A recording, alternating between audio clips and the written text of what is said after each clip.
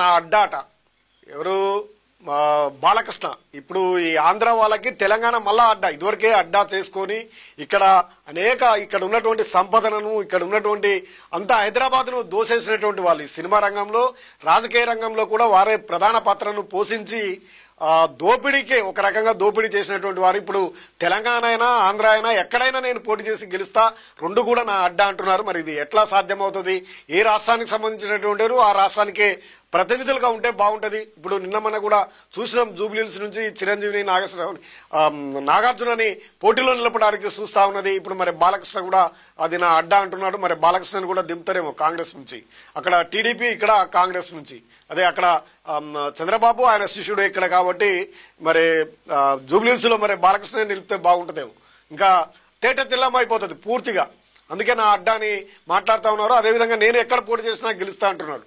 మరి జూబ్లీహిల్స్ పోటీ చేసి గెలిపించుకుంటే అయిపోతుంది కదా ఈజీగా. ఇక్కడ కూడా ఆయనకు హోంమంత్రి ఇస్తే సెట్ అయిపోతుంది కాంగ్రెస్ పార్టీకి. నటుడు బాలకృష్ణ కీలకమైనటువంటి వ్యాఖ్యలు అయితే చేస్తా ఉన్నారు. ఇప్పటికే ఆంధ్ర తెలంగాణ రెండు కూడా నా అడ్డా, ఎక్కడ పోటీ చేసినా గెలుస్తా అని టాలీవుడ్ హీరో ఏపీలోని హిందూపురంలో ఇవాళ జరిగినటువంటి సమావేశంలో ఆయన హాట్ కామెంట్ అయితే చేస్తా ఉన్నాడు. అంటే హిందూపురంలో గెలుస్తాడు, ఇక్కడ ఆంధ్ర తెలంగాణకు వచ్చి కూడా గెలుస్తాడంట. అది వారి యొక్క ఇది మరి ఆంధ్ర మరి తెలంగాణ రాష్ట్రం ఏర్పడ్డ దేనికిగా. ఇప్పటికే సినిమా రంగంలో మొత్తం ఆంధ్రాకు సంబంధించినటువంటి వారే ఉన్నారు.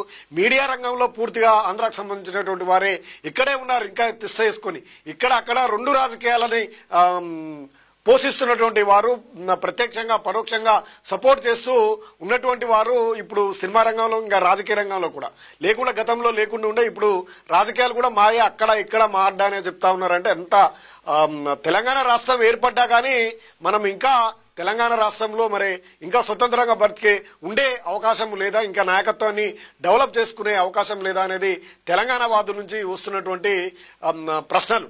ఇవి ఆలోచించాల్సినటువంటి విషయమే. వారి యొక్క డైలాగులు, వారి యొక్క ప్రాతినిధ్యులు, సినిమాలు మొత్తం ఇప్పుడు వారి కబ్జాల్లో ఉన్నాయి. స్టూడియోలు అన్ని కూడా వాళ్ళకి ఉన్నాయి. స్టూడియోలు పంచలే, అవి అన్ని తెలంగాణ ఆస్తి, అదంతా స్టూడియోలు.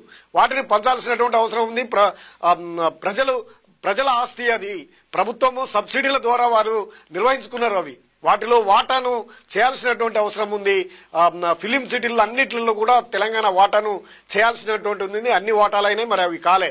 అందుకే వారు ఇంకా నా అడ్డనే అని చెప్తా ఉన్నారు. వాటి మీద దృష్టి పెట్టాల్సినటువంటి అవసరం అయితే ఉంది అని బిల్ టీవీ హెచ్చరిస్తా ఉంది.